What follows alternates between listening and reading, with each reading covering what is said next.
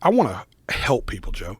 Like, my music has always been therapeutic. My music has always been for people. What got me into music was my mother. So my mother was a woman who struggled with extreme mental health issues and drug addiction. And she would never come out of her room, Joe.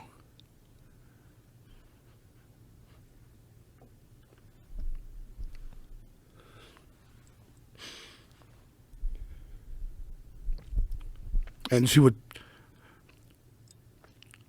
come downstairs and she'd throw a record on and she'd light a cigarette at the table. And dude, I would watch the house change. Like brothers, sisters, cousins coming from across the street. We in a little tight neighborhood, poor people, you know? Neighbors coming over. Her friends start flooding the house. And she held court. Joe, I would watch our kitchen turn into a nightclub. And she'd start telling stories. And listen, we didn't have Google.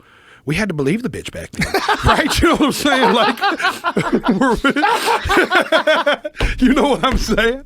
So she would be like, James Taylor wrote this about his drug-addicted mother. You know what I'm saying? Or something, and play Fire and Rain. Right. Or she'd be like, Bette Midler wrote The Rose about, and we're just like all captivated. And then she'd play The Rose, and we're all crying in the kitchen together. And it's like, and I didn't understand, because I'm a kid, right? But something changed in her when the record went on, is how I looked at it. I didn't know anything about drug addiction, anything about schizophrenia or bipolar or any of this stuff she was dealing with, or manic depression back then, what they called it. I didn't know any of this. I just knew that this lady never fucking leaves that room, and when she does, it seems like the music does it. So I spent my whole life writing songs for her, right? I was like, I kind of indirectly was like writing these songs for the addicted and the broken. You know what I mean? Because that's what I was seeing. Yeah. So it's like I found purpose in the music. And like I tell people, if I was going to do it for money, like any sane fucking comedian or musician, I'd have quit 10 years ago. Because fuck, I didn't make any for 15 years. You know, if I was doing it for money, I'd have quit forever ago and went and got a job. I just knew that it was always helping people. You know what I mean? It's like the music was all, because I seen how it helped my mother. And I knew the power of music. And to this day, like when you first bring up music, I'm like, I'm a mood guy. It's like, you know how I feel about what I got to go listen to. Like, to this day, if I'm going through something in life, I'll grab a joint, go hop in a pickup truck and tell my wife I'll be back. And she knows what I'm doing. I'm just going to go listen to music for an hour and smoke a joint, and I'm going to come back and sort through this shit. But it was something about that made me want to write songs for purpose. You know what I mean? It's like real music to just try to get, I understood the power of it.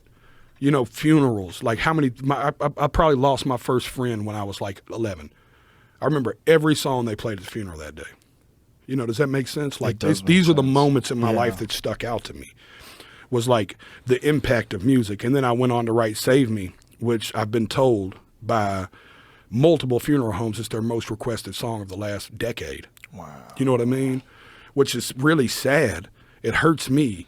But it makes me feel so good that that's there to help somebody in that moment.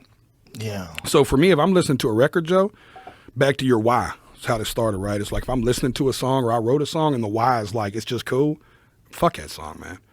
Like, who does this exist for? You know what I mean? Like, what am I doing? Now, sometimes the answer is just as simple as like, yo, we just need a party record. That's cool too. But just make sure you have a why. And if the why is money, you got the wrong why. And this song will never fucking work anyways.